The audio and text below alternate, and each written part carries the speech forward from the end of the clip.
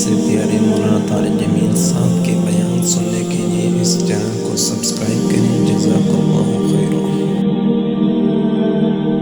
بسم اللہ الرحمن الرحیم والصلاة والسلام علی رسولہ الکریم وعلی آلہ وصحبہ اجمعین۔ قرآن کی سب سے عظیم آیت جس کو آیت الکرسی کہتے ہیں، یہ قرآن کی اعظم آیت فی القرآن ہے۔ قرآن کی سب سے لمبی آیت نہیں، سب سے عظیم، سب سے زبردست آیت ہے آیت الکرسی۔ اور اس کو اعظم آیتن اس لیے کہا جاتا ہے، اس میں صرف اللہ ہے۔ اللہ کون ہے، اللہ کیسا ہے، اس کے علاوہ اس میں کوئی اور شے ہے ہی نہیں۔ اور اس میں اللہ کا نام کوئی 19 دفعہ ریپیٹ ہوا ہے۔ یہ چھوٹی سی آیت میں 19 دفعہ اللہ کا نام ریپیٹ ہوا ہے۔ تو سب سے لمبی اطول آیا، قرآن کی سب سے لمبی آیت ہے اذا تداینتم بدین الی اجل مسمی فاکتبوہ۔ آپس کے لین دین اور آپس کے جو معاملات ہیں اس کو لگاتار لکھو۔ نہ لکھنے کی وجہ سے کتنے بگاڑ آئے ہوئے۔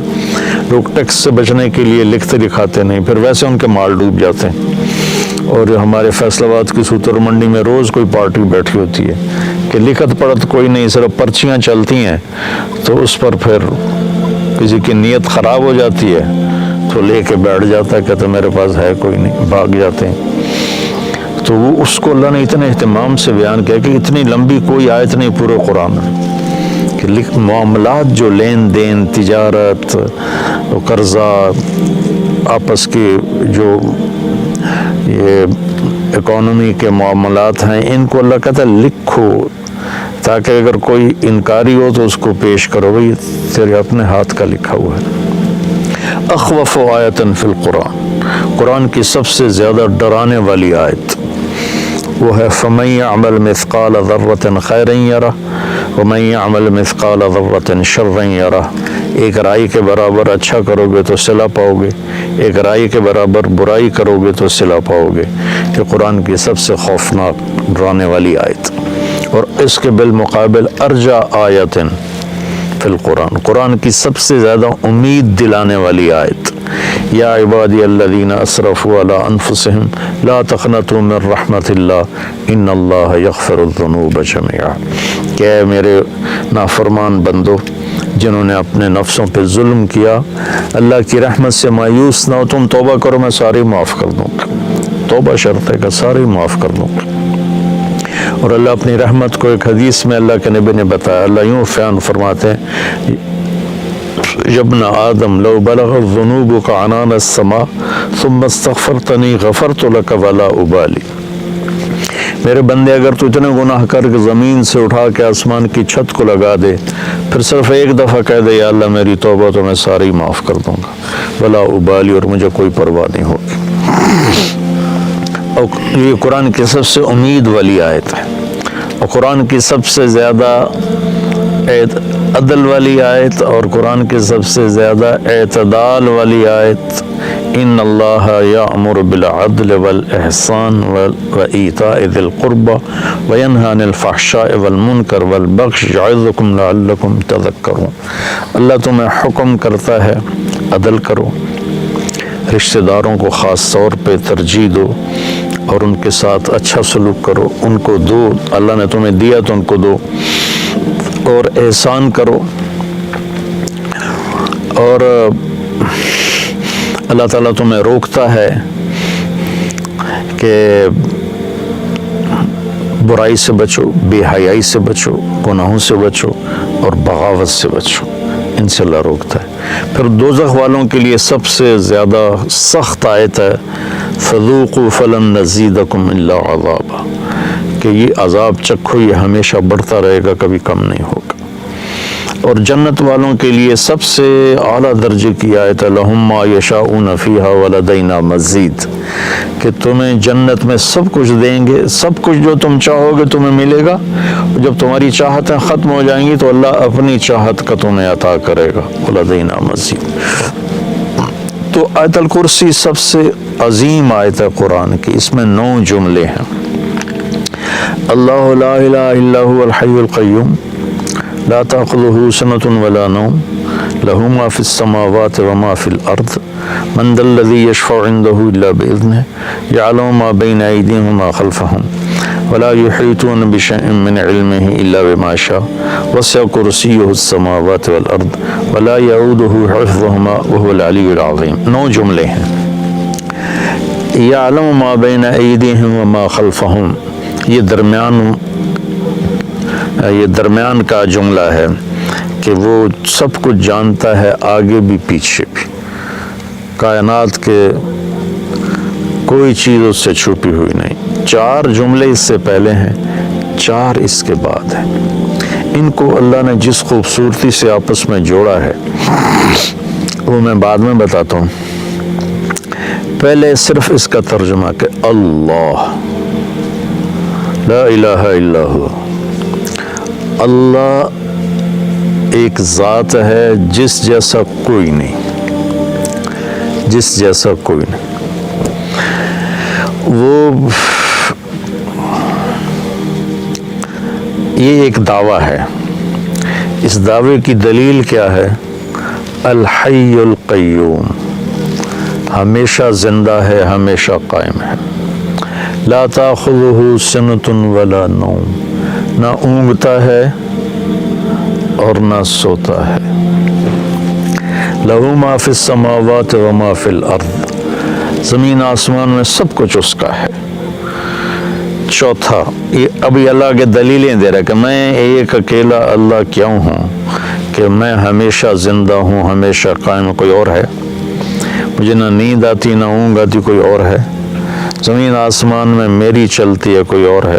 سورج کو ہم نکالتے ہیں یا چاند کو ہم گھٹاتے اور بڑھاتے ہیں. من ذا الذی یشفع عندہ الا بإذنہ، کسی میں طاقت ہے کہ اس کے سامنے اس کی اجازت کے بغیر کوئی بول سکے. یعلم ما بین ایدیہم وما خلفہم، وہ آگے بھی جانتا ہے پیچھے بھی جانتا ہے. ولا یحیطون بشیء من علمہ الا بما شاء، اس کے علم میں سے اتنا ہی ملتا ہے جتنا اللہ دیتا ہے، باقی انسان جاہل رہتا ہے. ولا یعودہ حفظہما، اس کو زمین آسمان کا نظام چلانا تھکاتا نہیں. وہو العلی العظیم، وہ بلندیوں والا ہے، وہ عظمتوں والا ہے. یہ 9 دلیلیں اللہ نے دی ہیں کہ میں ایک اکیلا اللہ ہوں اور میرے سوا کوئی معبود نہیں. اب اس میں اللہ کتنی دفعہ آیا ہے؟ اللہ لا الہ الا ہو. یہ ہو ضمیر اللہ کی طرف جاتی، اللہ کی طرف اشارہ کرتی. وہ تو یہ 2 ہو گیا. الحی القیوم، وہ زندہ ہے، وہ قائم ہے، یہ 4 دفعہ. حی کے اندر ضمیر ہے، وہ 5 دفعہ. القیوم کے اندر ضمیر ہے، وہ 6 دفعہ ہو گیا. لا تاخذہ، یا ہو ضمیر ہے اللہ کی طرف، یہ 6 ہو گیا. لہو ما فی السماوات و ما فی الارض، لہو میں سب کچھ اس کا، یہ 7 ہو گیا. من ذا الذی یشفع عندہ، یا ہو پھر 8. الا باذنہ، ہی 9. ولا یحیطون بشیء من علمہ 10. الا بما شاء، شاء کے اندر ضمیر ہے 11. وسع کرسیہ، پھر یہ 12. السماوات والارض. ولا یعودہ، یہ پھر ضمیر ہے 13.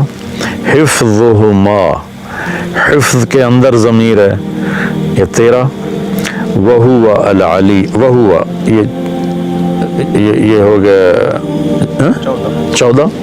اور العلیش 15. العظیم 16. اور ان کے اندر ایک بیچ میں سے چھوٹ گیا، حفظ کے اندر ضمیر ہے، حفظ کے اندر ضمیر ہے. 17 دفعہ اللہ کا نام اس میں گھومتا ہے، 17 دفعہ. پھر اس آیت میں جو رات کو روزانہ آیت الکرسی پڑھ کے سو جائے اور ہر نماز کے بعد آیت الکرسی پڑھے تو اس کے اور جنت میں صرف موت کا ہوتا ہے فاصلہ کہ ادھر وہ مرتا ہے ادھر اس کے لیے جنت واجب ہو جاتی. اور رات کو جب آیت الکرسی پڑھ کے سوتے ہیں تو شیطان قریب نہیں آتا. تو اب اللہ لا الہ الا ہو الحی القیوم اس کا اور وہو العلی العظیم یہ آخری جملہ ہے. ان دونوں کا آپس میں جوڑ ہے. وہ حی قیوم بھی ہے علی عظیم بھی ہے, بلند و بالا تر عظمت والا کیونکہ وہ حی قیوم ہے. وہ حی قیوم ہے کیونکہ وہ بلند و بالا تر اور عظمت والا ہے. یہ پہلا جملہ اور آخری جملہ آپس میں جڑتے ہیں. لا تاخذہ سنۃ ولا نوم, نہ اس سے نیند آتی ہے نہ اسے اونگ آتی ہے. یہ جملہ اور ولا یعودہ حفظہما, اسے زمین آسمان کی حفاظت کرنا تھکاتا نہیں. یعود ہوتا ہے واد, ایک آدمی زیادہ بوجھ اٹھا لے نا زیادہ تو اس کے منہ سے آواز نکلتی وہ کر کے چلتا ہے. آپ لوگ تو بوجھ اٹھاتے رہتے ہو ٹریننگ میں, تو جب وہ بوجھ اٹھاتے ہیں تو ہائے ہائے نکلتی ہے. اس کو عربی میں واد کہتے ہیں. تو اللہ تعالیٰ فرماتا ہے کہ تیرے رب کی تو وہ آواز بھی نہیں نکلتی کہ تھک گیا ہوں, ہائے ہائے تھک گیا ہوں. تو یہ جملہ ولا یعودہ حفظہما لا تاخذہ سنۃ ولا نوم یہ آپس میں ان کا بہت خوبصورت جوڑ ہے. ادھر بھی اس کی شہنشاہی قوت اور طاقت کا بیان ہے کہ نیند ہی نہیں آتی ہوں گے. جنت میں بھی اللہ ایسا کر دے گا اپنے بندوں کو, نیند نہیں آئے گی, اونگ بھی نہیں آئے گی, آنکھ بھی بند نہیں ہوگی. آدمی آنکھ بند کرتا ہے تھک کے تو اس میں تھکاوٹ ہے ہی نہیں جنت میں. تو لہٰذا اور اللہ تعالیٰ ہر پل میں ایسی چیزیں سامنے, اللہ کے پاس تو کمی نہیں کسی چیز کی. جتنی جنت بنائی ہے اس سے خربوں گنا اور بنا سکتا ہے. تو زندگی نہ ختم ہوگی اور اللہ کی طرف سے مزے کرانے کی بھی نہ ختم ہوگی. کوئی ختم کوئی نہیں, دونوں طرف. لہو ما فی السماوات و ما فی الارض, زمین آسمان کا مالک اللہ ہے. یہ تیسرا جملہ ہے. اور ادھر ہے وسع کرسیہ السماوات والارض, اس کی کرسی نے زمین آسمان کا گھیرا کیا ہوا ہے. تو یہ دونوں جملے آپس میں جڑتے ہیں. من ذا الذی یشفع عنده الا باذنہ اور ولا یحیطون بشیء من علمہ الا بما شاء, یہ دونوں جملے آپس میں جڑتے ہیں. کون ہے اس کی بارگاہ میں اس کی اجازت کے بغیر بول سکے؟ کون ہے جو اس کی اجازت کے بغیر علم حاصل کر سکے؟ تو پہلا 9ویں کے ساتھ جڑتا ہے, دوسرا جملہ 8ویں کے ساتھ جڑتا ہے, تیسرا جملہ 7ویں کے ساتھ جڑتا ہے اور چوتھا جملہ 6 کے ساتھ جڑتا ہے. تو 6, 7, 8, 9 اور 1, 2, 3, 4 ان دونوں میں جوڑ کس نے بٹھایا؟ کیونکہ جب بول رہا ہوں نا تو بولتے ہوئے تو اس کی تمیز نہیں کی جا سکتی. لکھتے ہوئے ہوتا ہے کہ میں لکھ رہا ہوں تو میں سوچوں اس جملے کو اس سے کیسے جوڑوں. تو لکھنے میں ایسی کئی کتابوں میں تحریریں ہیں, لیکن اللہ کے نبی بول رہے ہیں اور اس بول میں یہ ایسا جوڑ پیدا ہو رہا ہے کہ پہلا اور 9واں جملہ جوڑ رہے ہیں, دوسرا اور 8واں جوڑ رہے ہیں, تیسرا اور 7واں جوڑ رہے ہیں, چوتھا اور 6واں جوڑ رہے ہیں. تو یہ کون کر رہا ہے؟ تو اس کا بیچ والا جملہ جو ہے نا, 4 ادھر 4 ادھر, یہ بیچ میں جو جملہ ہے وہ بتا رہا ہے کہ یہ کس نے کیا ہے. یعلم ما بین ایدیہم وما خلفہم, یہ اس رب نے کیا ہے جس کا علم اولین پر آگے بھی ہے پیچھے بھی ہے. تو اس کے لیے اوپر والے کو نیچے سے جوڑنا, نیچے والے کو اوپر سے جوڑنا یہ کوئی مسئلہ ہی نہیں ہے. یہ آیت الکرسی ہے. اللہ تعالیٰ کے ایک روایت میں آتا ہے کہ سارے کلاموں کا سردار ہے قرآن. قرآن سارے کلاموں کا سردار ہے اور قرآن کی سردار ہے سورہ بقرہ اور سورہ بقرہ کی سردار ہے آیت الکرسی. میرے جسم کے گھر کے لیے ایک پانی اللہ نے بنایا ہے. وہ چشمہ میری آنکھوں میں فٹ کیا ہے. جس کی آنکھ کا پانی بہنا بند ہو جاتا ہے وہ جسم گندا ہو جاتا ہے.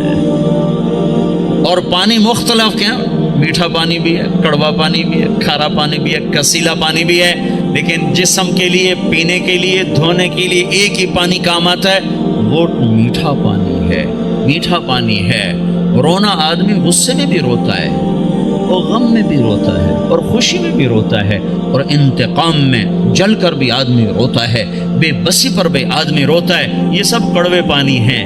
ایک میٹھا آنسو ہے جو اللہ کی محبت میں ٹپکتا ہے، جو اللہ کے رسول کی محبت میں ٹپکتا ہے، جو جنت کے شوق اور دوزخ کے خوف میں ٹپکتا ہے۔ یہ وہ آنسو ہے جو سارے تن کو دھو کے رکھ دیتا ہے، سارے وجود کو دھو دیتا ہے۔ بھائیو پانی بحال کرو، پانی بحال کرو۔ یہ مانچسٹر میں 2.5 مرلے کے گھر میں پانی بند ہو جائے، 5 مرلے کے گھر میں پانی بند ہو جائے تو شور مچ جاتا ہے۔ کب سے یہ پانی بند ہوا پڑا ہے۔ یہ آنکھ روتی ہی نہیں، یہ اللہ کی محبت میں تڑپتی نہیں، اسے اللہ کی یاد ترساتی نہیں ہے۔ تو میرے بھائیو، حضرت محمد صلی اللہ تعالی علیہ وسلم نماز دے کر گئے، حضرت محمد صلی اللہ تعالی علیہ وسلم اخلاق دے کر گئے۔ دین مکمل ہوتا ہے اخلاق پر، شروع ہوتا ہے نماز عبادت پر، روزے حج زکوٰۃ پر، مکمل ہوتا ہے اچھے اخلاق پر۔ اس وقت ہمارے پاس بنیاد تو ہے، چھت کوئی نہیں ہے۔ اخلاق چھت کا نام ہے۔ چھت ہوگی تو مسجد میں آئے گا، چھت ہوگی تو گھر میں بستر بچھائے گا۔ چھت کوئی نہیں، مسجد میں نماز نہیں، گھر میں آرام نہیں۔ یہ دین شروع ہوتا ہے کلمہ، نماز، روزے حج اور زکوٰۃ سے، اور جا کر مکمل ہوتا ہے حسن اخلاق پر۔ بنی الاسلام علی 5، ایمان اسلام 5 چیزوں کا نام ہے۔ یہ ابتدا ہے، کلمہ، نماز، روزہ حج زکوٰۃ، اور ختم کہاں ہوتا ہے؟ چھت۔ کون سی حدیث بتا رہی؟ بعثت لأتمم مکارم الاخلاق، میں تمہارے اخلاق کو مکمل کرنے کے لیے بھیجا گیا ہوں۔ اتمم کا لفظ بتاتا ہے ختم کہاں ہے، بنیا کا لفظ بتاتا ہے شروع کہاں پر ہے۔ شروع ہوتا ہے عبادت پر اور ختم ہوتا ہے اچھے اخلاق پر۔ معاف کر دینا، درگزر کر جانا، غیبت سے رک جانا، گالی سے رک جانا، جھوٹ سے رک جانا ہزاروں نفلوں پر بھاری ہے۔ دیکھو شیطان نیک لوگوں کو زنا کی دعوت نہ دے گا، شراب کی، میوزک کی دعوت نہیں دے گا۔ نیک لوگوں کو جب بھی الٹا کے مارے گا، غیبت سے الٹا کے مارے گا۔ ہے بڑے بڑے عمل برباد کر بیٹھتے ہیں ہم اس زبان کے غلط استعمال کی وجہ سے۔ آپ نے حضرت معاذ سے فرمایا، معاذ تمہیں سارے دین کا خلاصہ بتاؤں؟ کہا جی مجھے دیکھو۔ تو آپ نے زبان نکالی اور اس طرح یہ انگلیاں انگوٹھا ایسے پکڑا، فرمایا املک علیک لسانک، معاذ میرے سارے دین کا نچوڑ خلاصہ ہے زبان کو قابو میں رکھنا۔ تو معاذ کہنے لگے، یا رسول اللہ زبان کی وجہ سے پکڑے جائیں گے؟ ثقلتک امک یا معاذ، ارے معاذ تو کتنا دیوانہ ہے، تجھے خبر نہیں ہے سب سے زیادہ دوزخ میں جانے والے لوگ اس زبان کے غلط استعمال کی وجہ سے ہوں گے۔ بھائیو معاشرے کو اسلامی بنانا ہے تو ایک دوسرے کی برائی بیان کرنا چھوڑ دو۔ لوگ کہ میں منافق نہیں ہوں، میں ہر ایک کو اس کے منہ پہ کہہ دیتا ہوں، یعنی کیا مطلب؟ منہ پہ اس کی بےزتی کر دیتا ہوں۔ میرے نبی نے کبھی کسی کو اس کے عیب کا تانا نہیں دیا۔ مجھے منافقت نہیں آتی، میں منہ پہ مار دیتا ہوں۔ ہے اتنے بڑے عیب کو اپنی صفت بنا رہا ہے، اتنی بڑی برائی کو اپنی اچھائی بتا رہا ہے۔ زانی زنا کر کے آیا، وہ کہنے یا رسول اللہ میں نے زنا کیا ہے، مجھے پاک کریں۔ آپ کا چلا جا، تو نے کوئی نہیں کیا، تو نے بوسہ لیا ہوگا، کوئی نہیں کیا ہوگا۔ جو منہ سے کہہ رہا ہے میں نے برائی کی ہے، آپ اس پہ اپنی چادر ڈال رہے ہیں۔ بھائیو میں آپ کو بتا دوں، اسلام کا سب سے مشکل سبق اچھے اخلاق ہیں۔ جتنے دین کی محنت ہو رہی ہیں، جس عنوان سے ہو رہی ہیں، اخلاق تک ابھی سواری نہیں پہنچی، ابھی اخلاق تک گاڑی نہیں پہنچی، بڑی دور ہیں۔ ساری رات نفل پڑھنے آسان ہے، گالی دینے والے کو دعا دینا مشکل ہے۔ ساری رات قرآن پڑھنا آسان ہے اور زبان کو غیبت سے روک لینا مشکل ہے۔ گھروں کو آگ لگ گئی اس غیبت کی وجہ سے، کمیاں دیکھ کے اچھالنا, برائیاں دیکھ کے اچھالنا. میرا نبی پردہ ڈالے, ہم اچھالتے پھریں. اسلام اخلاق پر جا کر مکمل ہوتا ہے, اسلام میٹھے بول پہ جا کے مکمل ہوتا ہے. میرے نبی سے پوچھا گیا مل اسلام, یا رسول اللہ اسلام کیا ہے؟ تو آپ نے کہا طیب الکلام و اطعام الطعام, میٹھا بول بولنا اور کھانا کھلانا, یہ اسلام ہے. اس سے آپ سے پوچھا گیا ایمان کیا ہے؟ مل ایمان, تو آپ نے فرمایا الصبر والسماحہ, صبر کرنا اور معاف کرنا ایمان ہے. کہ سب سے اعلیٰ مسلمان کون ہے؟ ای الاسلام افضل, سب سے بہترین مسلمان کون ہے؟ تو آپ نے فرمایا من سلم المسلمون من لسانہ و یدہ, جو ہاتھ اور زبان سے مسلمانوں کو تکلیف نہ پہنچائے, سب سے بہترین مسلمان ہے. حضرت عمر کا فرمان ہے, عمر کہہ رہا ہے, عمر یا ایھا الناس لا تغرنکم طنطنۃ الرجل باللیل فی صلاتہ, اے لوگو تہجد کی نماز میں کسی کو روتا دیکھ کے یہ دھوکہ نہ کھا جانا کہ بڑا اللہ والا ہے, بڑا اللہ والا ہے. میں بتاؤں اللہ والا کون ہے؟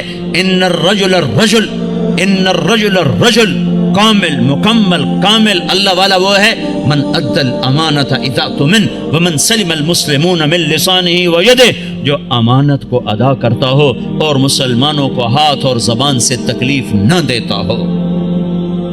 یہ اخلاق مٹ چکے ہیں. معاف کرنا, درگزر کرنا کتنا بڑا عمل ہے. مکے والوں نے چاند کے 2 ٹکڑے دیکھے, کہنے لگے محمد نے چاند پہ جادو کر دیا. مکے والوں نے پتھروں کو کلمہ پڑھتے سنا تو انہوں نے کہا اس نے پتھروں پہ جادو کر دیا. مکے والوں نے بدر میں فرشتے دیکھے, انہوں نے کلمہ نہیں پڑھا.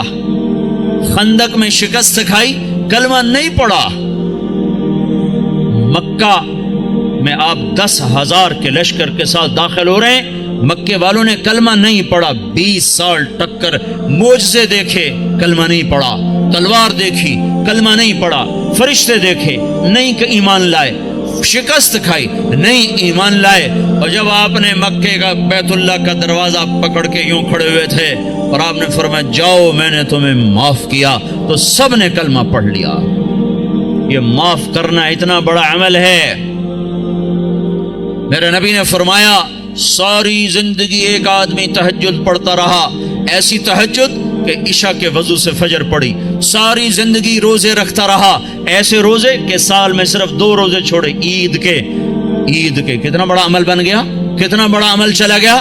میرے نبی نے فرمایا جس کے اخلاق اچھے ہوں گے اس کا درجہ اس سے بھی اوپر ہوگا.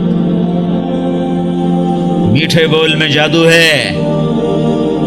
میرے بھائیو اپنے آپ کو روک لو گالی سے, غیبت سے, جھوٹ سے. ہمارے نبی نے لمبی نمازیں شروع کر دی نا, اتنی لمبی کہ پاؤں میں ورم آنے لگا, تو اللہ تعالیٰ نے روکا. کما انزلنا علیک القرآن لتشقى, اتنی لمبی نماز نہ پڑھ کے تیرے پاؤں پھٹ جائیں. ہمارے نبی نے مال میں خرچ کرنا اتنا آگے کر دیا کہ خود ضرورت مند ہو کے بیٹھ گئے. سخاوت میں آگے بڑھے تو اللہ نے کہا نہ اتنی سخاوت نہ کر کہ تو خود محتاج ہو جائے. لا تجعل يدك مغلولة إلى عنقك ولا تبسطها كل البسط فتقعد ملوما محسورا. اتنی نہ کر کے تو خود محتاج ہو جائے. میرے نبی نے تبلیغ کا غم اور اس کی محنت میں اپنی جان کو زیادہ کھپایا تو اللہ نے اس سے بھی, جس کام کے لیے آئے تھے اس سے بھی روک دیا. فلا تذهب نفسك عليهم حسرات, غم تو کر پر اتنا نہ کر کے تو خود مر جائے کڑ کڑ کے. لعلك باخع نفسك الا يكونوا مؤمنين, اتنا کافر کا غم نہ کر کے تیری اپنی جان چلی جائے. ٹھیک ہے. اور جب ہمارے نبی نے اخلاق میں پرواز کی اور اچھے اخلاق میں بلندیاں دکھائیں تو اللہ تعالیٰ نے روکا نہیں بلکہ کیا کہا, نون والقلم وما يسطرون ما انت بنعمت ربك بمجنون وان لك لاجرا غير ممنون وانك لعلى خلق عظيم. اے شاباش دی اے میرے نبی, مجھے قسم ہے قلم اور اس کی تحریر کی, شاباش تیرے اخلاق بڑے بلند, تیرے اخلاق بڑے بلند, لعلا تیرے اخلاق بڑے بلند ہیں. ہاں بھائیو اللہ کی قسم اللہ کے نبی نے کبھی کسی کو اس کے منہ پر تانا نہیں دیا تھا، اس کے کسی عیب کو اس کے منہ پہ نہیں مارا تھا۔ شرم کی وجہ آپ نے اگر کسی کو کوئی ایسی بات کرنی ہوتی تھی نا تو ایک اور کو بلاتے، کہتے فلاں سے کہہ دو کہ یہ کام نہ کیا کر۔ سبحان، اتنا شرم و حیا تھا۔ عیب چھپانا، عیب چھپانا، کمیاں چھپانا، اپنے عیب دیکھو، اپنی کمیاں دیکھو۔ آج کیا ہو رہا ہے؟ اوروں کی کمیاں پکڑتے ہیں، اپنی خوبیاں دیکھ کر، یہاں تک لوگ کہتے ہیں اللہ کا فضل ہے ہم بالکل ٹھیک ہیں۔ اللہ اکبر، اتنا بڑا دعویٰ، اللہ کا فضل ہے ہم بالکل ٹھیک ہیں۔ حنزلہ جیسی ہستی جسے احد میں شہادت ملی اور فرشتوں نے غسل دیا، وہ تو یوں کہ حنزلہ تو منافق ہو گیا ہے، حنزلہ تو منافق ہو گیا ہے۔ اور وہ عمر جس کے حکومت میں 22 لاکھ مربع میل اسلام پھیلا، جس کے اسلام لانے پر آسمان کے فرشتے بھی خوش ہوئے، وہ عمر موت پہ کہہ رہا ہے یا اللہ تو نے معاف نہ کیا تو میں برباد ہو جاؤں گا، تو نے معاف نہ کیا تو میں برباد ہو جاؤں گا۔ اور وہ علی جس کو اللہ کے نبی نے کہا تیرا گھر میرے گھر کے سامنے ہے، وہ رات کو اٹھ کے رو رہے ہیں۔ کیسے رو رہے ہیں؟ یتململ تململ السلیم، ایسے تڑپتے ہیں جیسے سانپ کا ڈسا ہوا تڑپتا ہے۔ ویبکی بکاء الحزین، اور ایسے روتے ہیں جیسے غموں کا مارا ہوا روتا ہے، اور پھر کہتے ہیں یا ربنا، او میرے رب، آہن آہ من قلت الزاد وبعد السفر ووحشت الطریق، میرے مولا میرا سفر لمبا ہے، میرے پاس عمل تھوڑا ہے، مجھے اکیلے جانا ہے، میرے اوپر مہربانی کرنا۔ اور مجھے بتاؤ تو صحیح، نبی کے گھر کے سامنے گھر مل رہا ہو تو عمل تھوڑا ہوگا، یہ تھوڑا عمل ہوگا۔ آپ گھر میں تشریف لائے، بچے سو رہے تھے، علی فاطمہ سب سو رہے تھے، حسن کی آنکھ کھل گئی، کہا اماں پانی پانی، تو آپ نے فاطمہ کے اٹھنے سے پہلے آپ نے کہا ٹھہر جاؤ، آپ نے گلاس اٹھایا، گھڑے سے پانی نہیں لیا، باہر گئے۔ حضرت علی کی بکری مریل بیمار کھڑی تھی، ایک قطرہ دودھ نہ تھا، آپ نے اس کے تھنوں پہ یوں ہاتھ پھیرا، وہ دودھ سے بھر گئے، تو آپ نے تازہ دودھ نکالا اور گلاس بھر کے اندر لائے، تو اتنے میں حسین بھی کھڑے ہو گئے، وہ بھاگ کے آگے آ گئے۔ امام حسین اپنے بھائی سے زیادہ تیز تھے، چھوٹے بڑے سے تیز ہوتے ہیں، آگے، تو آپ نے کہا تو پیچھے ہو جا۔ تو فاطمہ نے کہا یا رسول اللہ آپ کو حسن سے زیادہ پیار ہے؟ کہ نہیں مجھے تو دونوں سے پیار ہے، پر اس نے پہلے مانگا، اس کو پہلے دوں گا، یہ بعد میں، اس کو بعد میں دوں گا، لیکن ایک بات بتا دوں، آپ کو حسن سے زیادہ پیار تھا۔ آپ فرماتے تھے حسن میرا بیٹا ہے، حسین علی کا بیٹا ہے، اور اس میں ایک مناسبت بھی تھی، امام حسن سر سے لے کر کمر تک حضور کے مشابہ تھے، اور کمر سے لے کر پاؤں تک حضرت علی کے مشابہ تھے، اور امام حسین اس کا الٹ تھے، وہ سر سے لے کر پاؤں تک سر سے لے کر کمر تک حضرت علی کے مشابہ تھے، اور کمر سے لے کر پاؤں تک اپنے نانا کے مشابہ تھے۔ تو آپ نے ان کو دودھ پلایا، حضرت علی سوئے تھے وہ نہیں اٹھے، ان کو پلایا، فاطمہ کو پلایا، خود پیا، پھر کہنے لگے فاطمہ تو میں یہ دونوں بیٹے اور یہ جو سویا ہوا ہے ہم آخرت میں اکٹھے ہی ہوں گے، ہم قیامت کے دن اکٹھے ہی ہوں گے۔ تو یہ کیا کہہ رہا ہے؟ یا اللہ میرے پاس عمل کوئی نہیں، میرے پاس عمل کوئی نہیں۔ اور آج کا مسلمان کہہ رہا ہے ہم بالکل ٹھیک ہیں، ہمیں چھوڑا کرو، ہمیں تبلیغ میں جاؤ، تبلیغ ہم بالکل ٹھیک ہیں، جاؤ کسی شرابی کے پاس جاؤ، زانی کے پاس جاؤ، ہمارے پاس کیا لینے آتے؟ اتنا تکبر۔ سنو سنو، نیکی کا تکبر مال کے تکبر سے بھی خوفناک ہوتا ہے، نیکی کا تکبر مال کے تکبر سے بھی خوفناک ہوتا ہے۔ جیسے کہ کتنے بھائی کہتے ہیں پہلے خود ٹھیک ہو جاؤ پھر اوروں کو تبلیغ کرو، تو میں کہتا ہوں ٹھیک ہونے کا پیمانہ کیا ہے؟ یہ کوئی بخار ہے بھئی، 102 تھا، اب 98.4 ہو گیا ہے، چلو بھئی آپ جاؤ، ٹھیک ہے، جاؤ گھر چلے جاؤ۔ پہلے آپ کو 104 بخار تھا، اب آپ کا ٹھیک ہو گیا، چلو گھر چلے جاؤ۔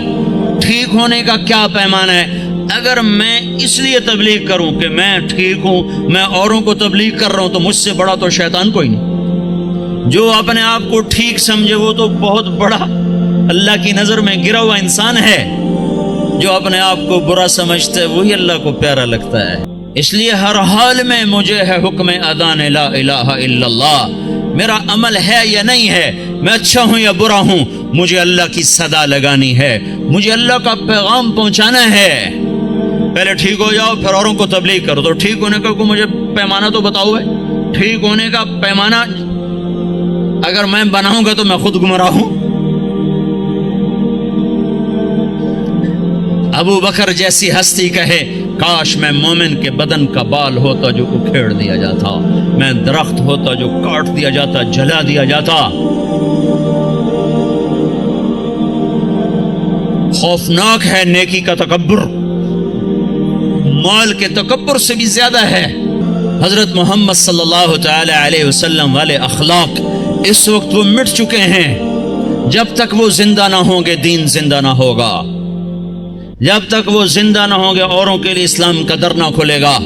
اور اخلاق میں سب سے بڑا حق ماں باپ کا ہے، بیوی کا ہے، بچوں کا ہے. بیوی کے لیے خامد ہے، بھائی کے لیے بھائی ہے. خون کے رشتے، خون کے رشتے. میرے نبی نے فرمایا جس نے ماں باپ کو تنگ کیا اس پہ اللہ کی لعنت، فرشتوں کی لعنت، زمین آسمان کی لعنت. نہ ان کی نماز قبول ہے، نہ روزہ قبول ہے، نہ صدقہ قبول ہے. میرے نبی نے فرمایا ماں باپ تیری جنت ہیں، تیری دوزخ ہیں. خدمت کرو گے جنت ہے، نہیں کرو گے جہنم ہے. میرے نبی نے فرمایا جس نے صبح صبح ماں باپ کی زیارت کر لی شام تک اس کے جنت میں دروازے 2 کھول دیے جاتے ہیں. آپ جنت میں تشریف لے گئے، آپ نے قرآن کی تلاوت کی آواز سنی. آپ نے کہا یہ کون تلاوت کر رہا ہے؟ کہا گیا جی حارثہ بن نعمان ہے، یہ نعمان بن حارثہ. تو آپ نے کہا ہے نعمان حارثہ؟ حارثہ مدینے میں بیٹھا ہوا ہے، یہ جنت میں آواز کہاں سے آ رہی ہے؟ یہ 1,500-2 ہزار کا مجمع ہے، ان کو سنانے کے لیے اسپیکر استعمال کیا جا رہا ہے. 7ویں آسمان پر جنت ہے، آواز کیسے جا رہی ہے؟ فرشتوں نے کہا جی ماں کی خدمت کرتے ہیں، اس کی وجہ سے جب بھی قرآن پڑھتے ہیں اللہ ساری جنت کو سناتا ہے. آپ کے دیس میں ماں باپ کو نہیں پوچھا جاتا. میں ابھی اپنے ایک رشتہ دار کو مل کے آیا، کہنے لگے جو کچھ کھویا ہے یہاں آ کر وہ بہت زیادہ ہے اور جو کمایا ہے وہ بہت تھوڑا ہے. بے شک دولت تو کمائی ہے پر جو گم کیا ہے اس کی کمی یہ دولت پورا نہیں کر سکتی. یہاں کوئی نہیں جانتا ماں کسے کہتے ہیں، باپ کسے کہتے ہیں، بھائی کون ہوتا ہے، یہاں کسی کو نہیں پتا.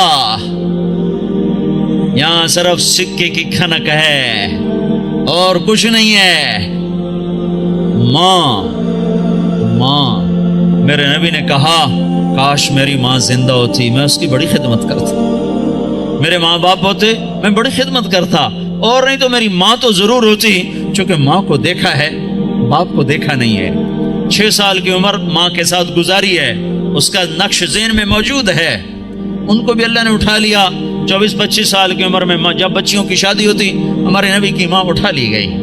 وہ ابوا ایک جنگل صحرا ہے، کالے پتھر، کالے پہاڑ، چھوٹے چھوٹے نوکدار پتھر، چھوٹے چھوٹے کیکر کی اتنے بڑے بڑے کانٹے. میں گیا تھا قبر کی زیارت کرنے، میں وہ منظر دیکھنا چاہتا تھا جہاں اللہ نے اپنے محبوب پر اتنا بڑا امتحان ڈالا کہ 6 سال کے بچے کی ماں کو اٹھا لیا. اور بچہ بھی وہ جس کی طفیل کائنات میں، بچہ بھی وہ جس کے چہرے کی قسمیں کھائیں، بچہ بھی وہ جس کو قاب قوسین کا شرف بخشا. ہائے میں وہاں کھڑا تھا، ادھر شام ہو رہی تھی اور ادھر میں 1400 سال پیچھے دیکھنے کی کوشش کر رہا تھا کہ یہ وہ پہاڑی ہے جہاں اللہ کے نبی سکڑ کے بیٹھے تھے ماں کے ساتھ لگے ہوئے. اور آپ اماں کی آنکھیں کھلتی بند ہوتی کہ موت کی کیفیت طاری ہو چکی تھی. آخر میں ارشاد فرمایا میں تو جا رہی ہوں پر ایک بچہ چھوڑ کے جا رہی ہوں جو سارے جگ کو روشن کرے گا، ساری دنیا کو روشن کرے گا. آنکھ بند ہوئی، میرے نبی اپنی ماں کے سینے پر گر گئے ہیں اور ماں ماں ماں ماں بلاتے ہیں، آواز نہیں آتی. معصوم بچے کو نہیں پتا کہ موت کسے کہتے ہیں، پہلی موت دیکھی ہے، لہذا وہ حیران ہے یہ کیا ہو رہا ہے، میری ماں مجھے جواب نہیں دیتی. پھر آنکھوں کے سامنے اماں کو زمین کے نیچے جب دبا دیا گیا اور جب چلنے لگے تو آپ اپنی ماں کی قبر پر گر کر قبر کو یوں پکڑ لیا کہ نہیں میری ماں جائے گی تو میں جاؤں گا. ہاں کاش تم وہ جگہ دیکھتے. میں ہزاروں دفعہ یہ قصہ بیان کر چکا ہوں، ہر دفعہ میں روتا ہوں کہ اللہ نے اپنے نبی کو کن گھاٹیوں سے گزارا اس امت کی خاطر. آج اسی امت کے ہاتھ میں خنجر ہے، کیا مرد کیا عورت، اور ہر خنجر نبی کے سینے میں جا کے اتر جاتا. کیا کر رہے ہو، کیا کر رہے ہو؟ وہ ہستی جو موت پہ نہ بھولی، عرفات میں نہ بھولی، اور میدان معاشر میں جب نبی ہوئی کہیں گے نفسی نفسی، آدم کی پکار سنو، نوح کی پکار سنو، عیسیٰ کی پکار سنو، یحییٰ، زکریا، داؤد، سلیمان کی پکار سنو. سارے کہہ رہے ہیں یا اللہ میری جان بچا، میری جان بچا، میری جان بچا. اس وقت میں ایک ہستی کو دیکھو جو کہہ رہے ہیں یا اللہ میری امت کو بچا، یا اللہ میری امت کو بچا. یہ کون ہے؟ یہ میرا تمہارا رسول ہے. آپ نے کہا میری ماں زندہ ہوتی میں اس کی بڑی خدمت کرتا. میں عشاء کی نماز سنو میں کیا کہہ رہا ہوں. میں عشاء کی نماز پڑھا رہا ہوتا، میں مصلی پہ کھڑا ہوتا، نفل نہیں، سنت نہیں، واجب نہیں، جماعت با جماعت فرض نماز، اور میں سورۃ فاتحہ شروع کر چکا تھا. ادھر سے میرے گھر کی کھڑکی کھلتی اور میری ماں منہ نکال کے کہتی محمد. تو میں نماز توڑ کے کہتا جی اماں جان، نماز میں پیچھے پوری کر لوں گا. پہلے میری ماں آنکھیں میں، یہ ماں ہے. اللہ کے نبی سے پوچھا گیا قیامت کب آئے گی؟ اب پتہ نہیں. کیا کوئی نشانی تو بتائیں. یہ نہیں کہا جب دنیا کافروں سے بھر جائے گی. نشانی کیا بتائی کہ جب تم دیکھو اولادیں اپنی ماؤں کو ذلیل کر رہی ہیں. جب مانچسٹر کے نوجوان اپنے ماں باپ کو ذلیل کر رہے ہیں تو میں سمجھو قیامت آنے والی ہے، آ رہی ہے، آ رہی ہے، آ رہی ہے. فَإِذَا جَاءَتِ الصَّاخَّةُ فَإِذَا جَاءَتِ الطَّامَّةُ الْكُبْرَى. یہ وہ خوفناک گناہ ہے، یہ وہ خوفناک گناہ ہے جو قیامت کو سروں پہ لے آئے گا. ایک لڑکی اپنی ماں سے کہہ رہی تھی بکواس نہ کر، اور میں سن رہا تھا، اور اس کی ماں کے موٹے موٹے آنسو اس کی گالوں پر ڈھلک رہے تھے. میں وہ منظر بھول نہیں سکتا.